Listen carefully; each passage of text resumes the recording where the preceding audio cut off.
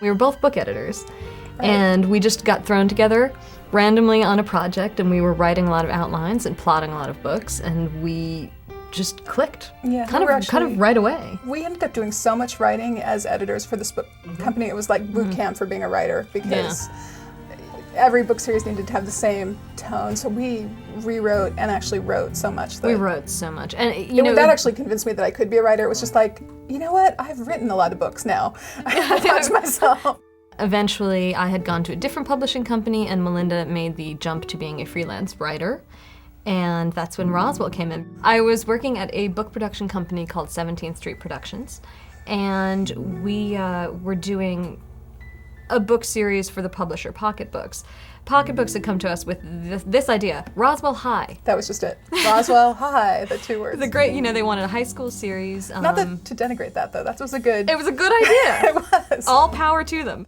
They wanted it to be more based in high school, less based in just hardcore science fiction. This was aimed at the young adult girls, probably, between the ages of 10 and 12. And so, like I was saying, I kind of thought about Roswell and what it meant to me, and to me it seemed sort of this wacky alien, conspiracy theory central. And I was trying to play with that idea, and also the idea of a thwarted love. The Romeo and Juliet, kept apart by fate lovers. That just is a classic. I had the characters.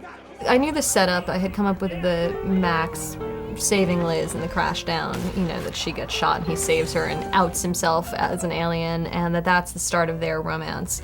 You're all right now. You're all right. I had come up with, I think basic arcs to take us from that point through the first 6 books. Right. And at that point, I needed to find a writer for it, and I wanted Melinda. My older brother lived in Roswell for a while, so I did know Roswell a little, and I had, for some reason, a collection of Roswell Well, this artifacts. is why I knew that Melinda would be a good writer for it. When I was developing Roswell, I have never, to this day, been to the town of Roswell. But in my mind, it was this place filled with, balloons shaped like aliens and alien donuts and just all sorts of alien Pez heads and, ridiculous, wacky things. And that's what I wanted to play with as a kind of a backdrop for the characters. Oh, that's nice. What? My mother makes them what? I don't even know if we had a name for their planet, but, did we?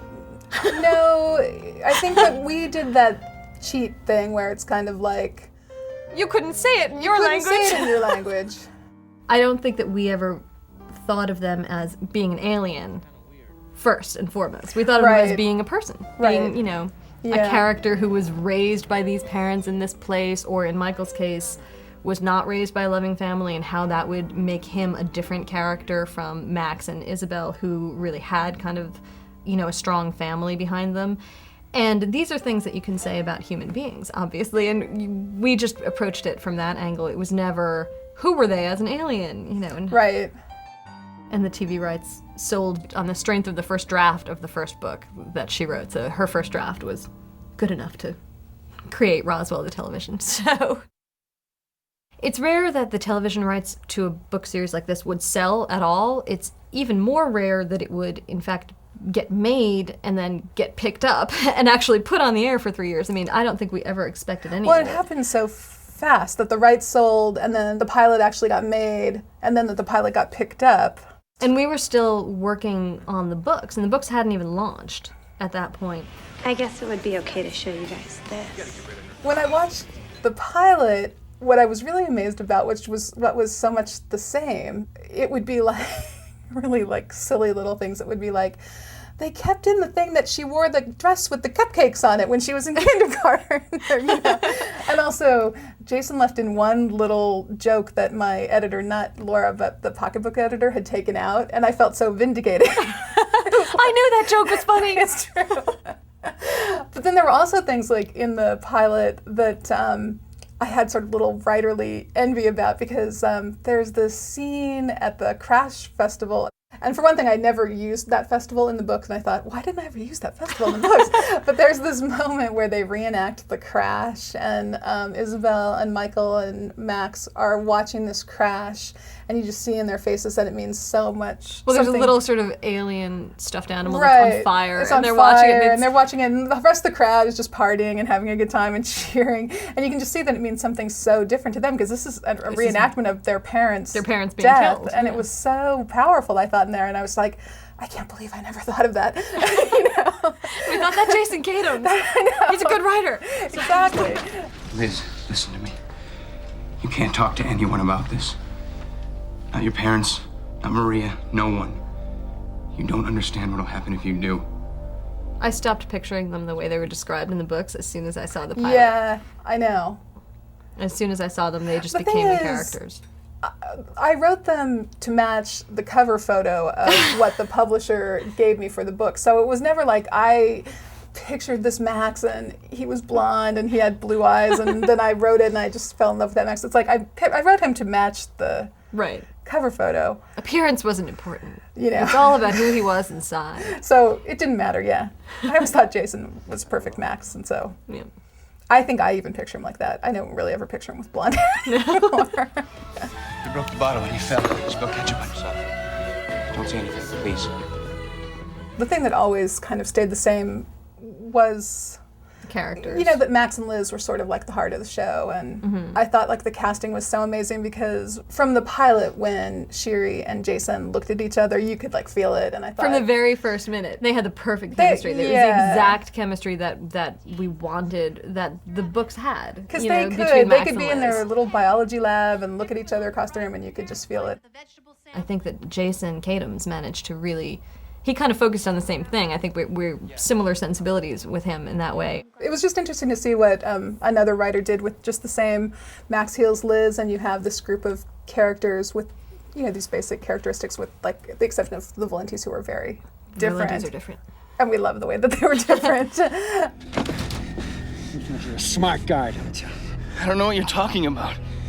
In the books, he's pure evil, and he's Right. never redeemed. He is a bad guy, and it was clear right from the pilot that Valenti had a backstory of his own that was very interesting to us and made him Yeah. a much more interesting character. Because the adult characters in the books didn't really have backstories, you know, because they're geared at kids, and you just kind of don't bother with the Yeah. adults. It's like, They don't care about the adults. But so we the kids knew all have backstories, and they all have lives. The adults are just like, window dressing.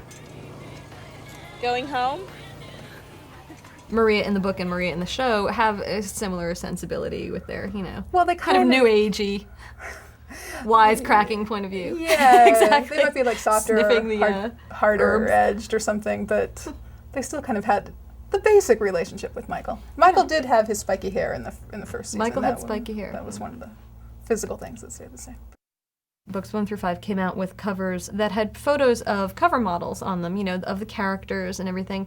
And then when the show started, the publishing company very intelligently relaunched them with covers featuring Jason Behr and Shiri Appleby and, you know, all the other actors, because that's what makes it recognizable. Even though I was still writing the books when the first season was running, I could have started incorporating things from the show, but we didn't do that. So it didn't change the content at all, but it certainly changed The fortunes of the the book. fortunes of books and the readership, the number of people that read them. Sometimes I just sit and think, it's the crash down. It always comes down to the crash down for me. I remember, whenever it was, 1999 or something, sitting there and thinking, oh, Liz's family lives, you know, over this diner, and what should I call it? Let me give it a wacky alien name. Like, let me just call it the Crashdown. And then sometimes I go to the crashdown.com and I just look at these people and I think, I can't believe that this has come from it. And I just can't believe that all these people are so attached to not only the show, which, you know, we didn't have that much to do with, but to the idea of who these characters are, and that kind of came from us just sitting there and talking to each other at dinner one day. And it's incredible to me that it's really reached so many people and it's mattered to them so much. It was a little show, you know, we thought a little teen show on the WB, and it's really just inspired this legion of really devoted fans, and they know, at this point, I think they know more about Roswell than I do. Me too. You know, Me too. They really do.